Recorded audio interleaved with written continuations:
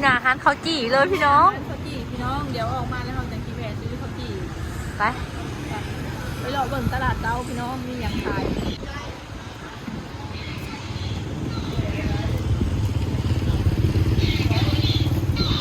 รถอันนี้แหละแม่ว่าอยากได้เนอะมี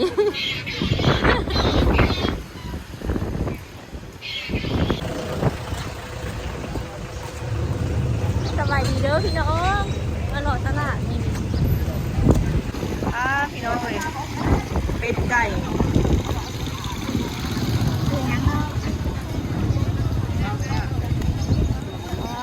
ของหลายแท้ปลาข้อพี่น้องปลาข้อตายปลาข้อเป็ด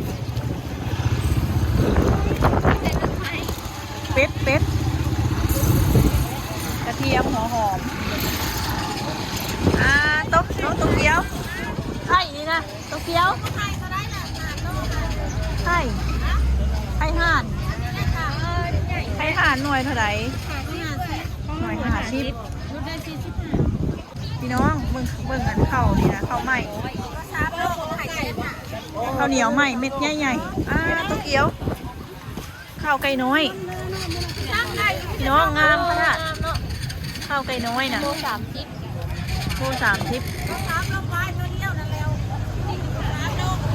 ข้าวไก่น้อยเมืองเหนือพี่น้องไก่ปลาส้ม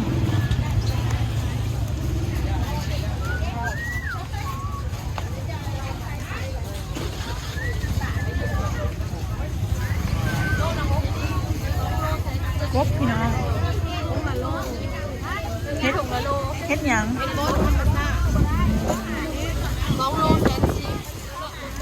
ทงละโลบ่โลเท่าไหร่60โล60โอ้เป็น3,000 บาทไปโลด1,000เขาเองใส่ดบมี9ได้ซื้อมาให้แม่แกงบ่เนาะโล60เผ็ดบ่ไม่เด้อไม่ต้มไม่ไหลต้มแม่แล้วพ่อเฮ็ดนะข้าวเมาตัวเกี๊ยวพี่น้องข้าวเมาหอมขนาดขายได้ไหมแม่โล70,000งามขนาดเดี๋ยวเขาเลาะเบิ่งก่อนตัวเกี๊ยวข้าวเมาหอมปลาอย่างนี้แม่นบอกปลาไหนปลาคาบน้อยเป็นเจ้าแห้งคือในหนังเลยพี่น้องปลาน้ำของปลาอีไทยเบิ่งอันปลาคีรามให้แม่เด้อคันเห็น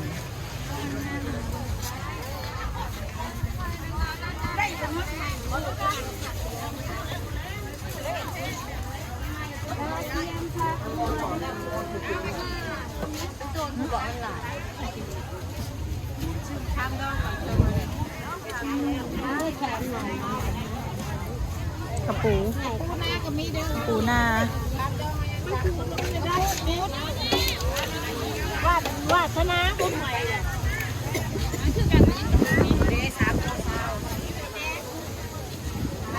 บ้านนี่ครับไปไหนมาแค่4ก็ใส่เงินปลาดุก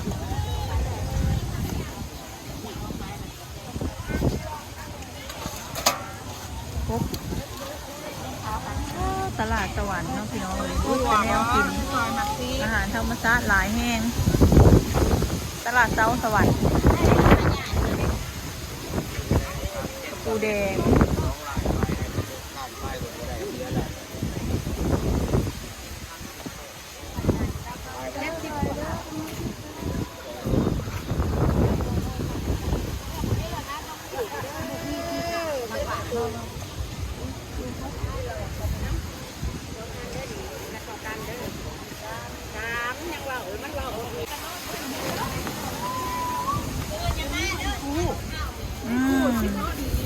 หมักยอง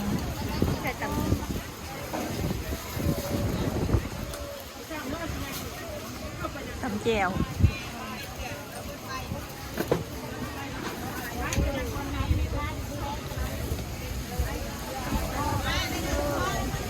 เ ว้ยตายเอาให้แม่ยำก่อนต้มปลาน้อยเอาให้เราได้เนาะเร็วๆจริงใจน้ำก็ไม่เน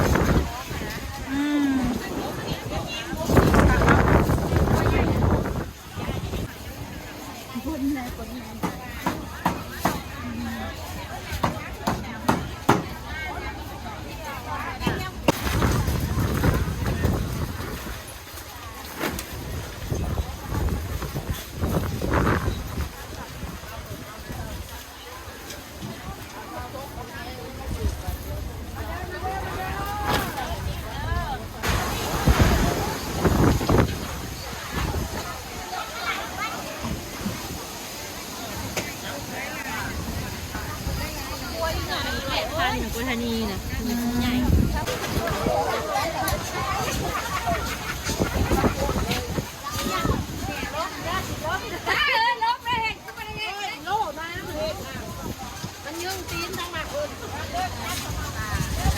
เอามือใส่งามันเปล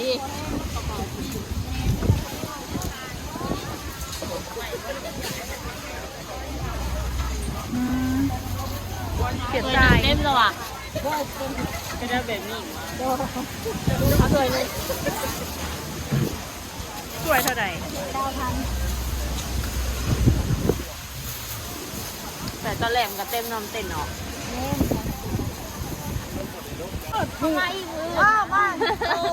พี่น้องโลละ90 บาทรวม100ทุก10,000ยำบังเนาะเนี่ยเขาซื้อสันหมูเขากับสันหมูอันหมูเอิญซื้อเขาเหมากับบ่ได้ยินน่าให้ยังวะผักเนาะหอมมันหอมมาก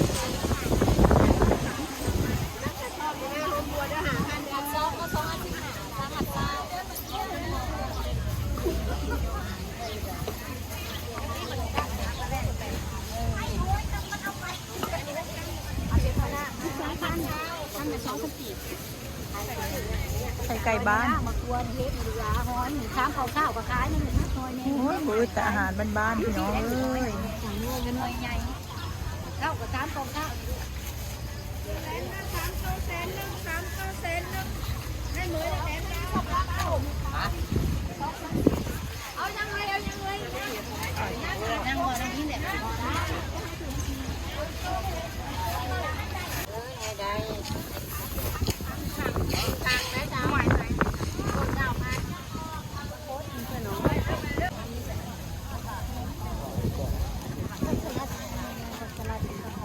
หมูก็ได้ให้คนไทยเนี่ยดูเป็นคนไทยแบบไทยเราก็จะมาเราไปพวกนี้บอก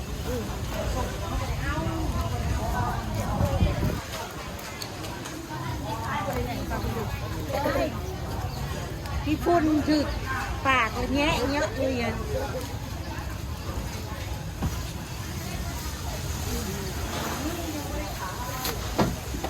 อันเท่าไหร่ขึ้นหาเด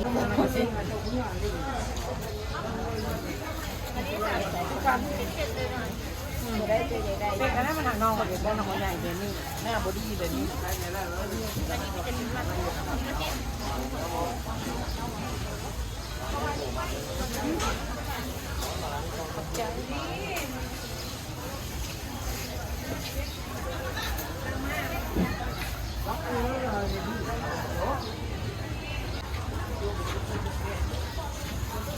พร้าวบ่ ซื้อมะพร้าวใส่ข้าวเม่าข้าวน้ำหอม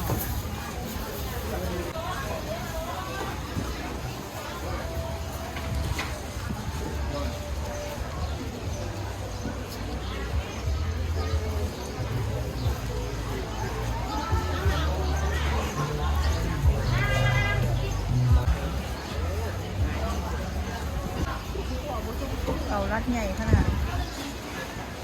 มีงานเรือใจ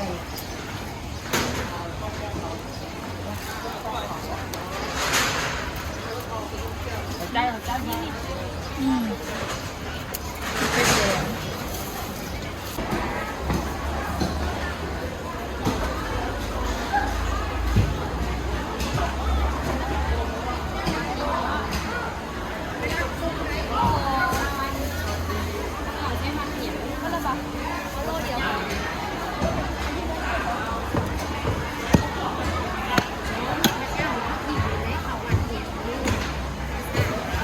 ก็ซ่าเบี่ยงแล้วก็ซ่าแต่เลย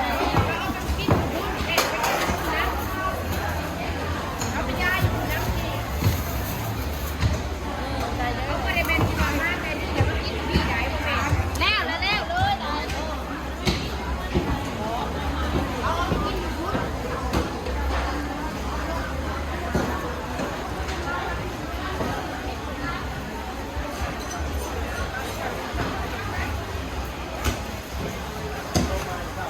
ซื้อทุกข้างมันเนาะ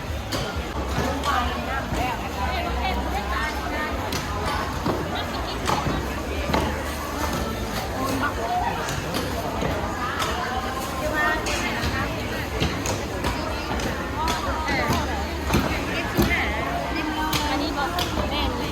อันนี้มันได้3 ชั้นน้ำตาลในรุ่น45อันนี้นั่นล่ะมีโล75เป็นโลเลยนะมื้อเลยแซ่บแล้วตัวนี้สิก็แล้วก็หาเส้นคิดเลยเส้นหนึ่งแต่มันน้อยนิดเดียว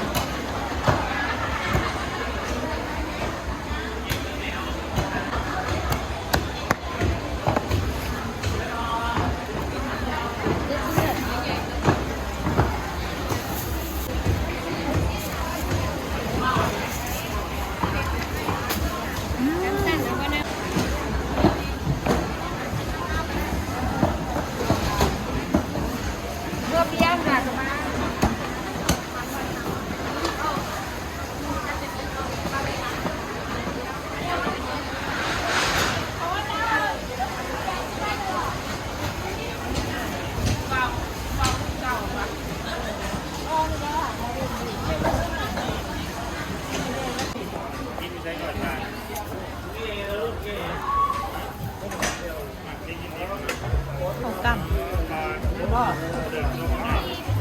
ข้าวกล้ำ นี่ใส่เจียวซีฟู้ด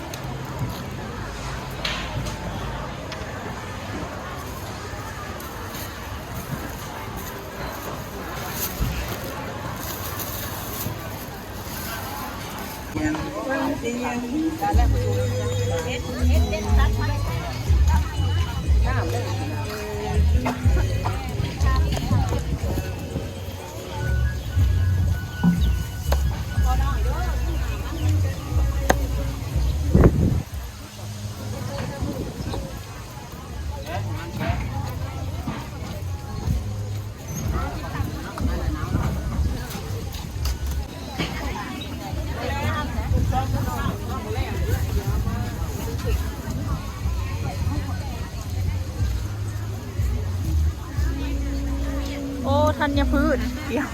ในถั่วห่อข้าวต้มเดฟักซี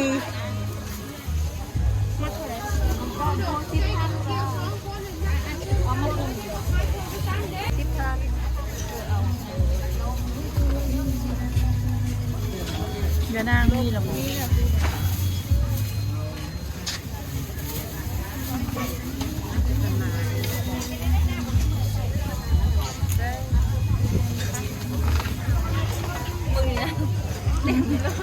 ได้แต่คงอยู่คงกินพี่น้อง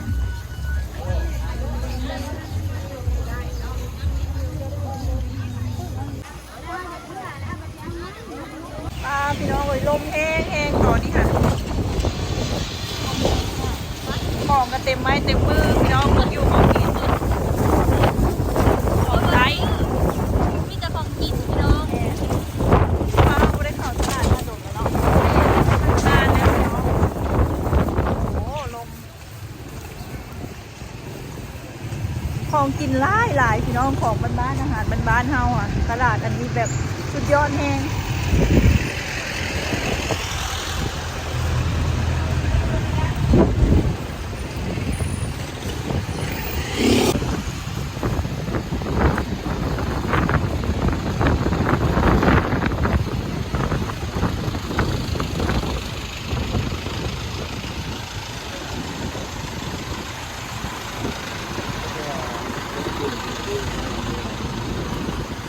เฮายังบ่ทันกินข้าวเช้าพี่น้องสิมาแวะซื้อข้าวจี่ก่อนเนาะ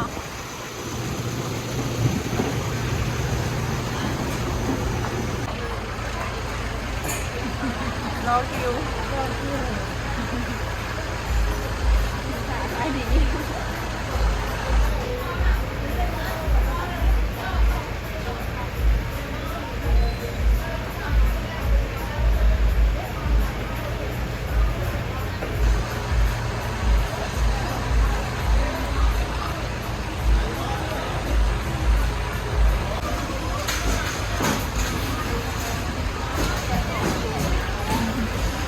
แป๊บนึงเพื่อเอาข้าวจี่เทลงก่อน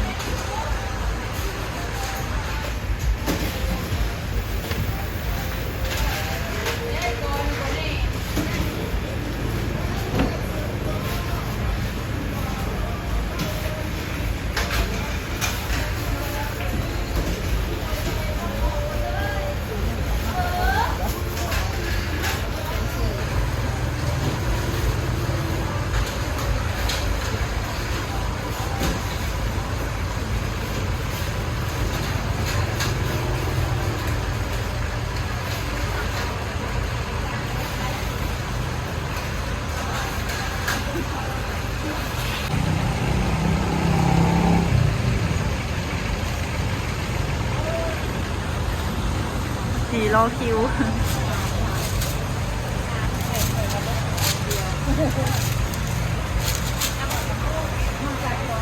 ก็ที่มีกระติบเป็นเจ้าก็ละถึง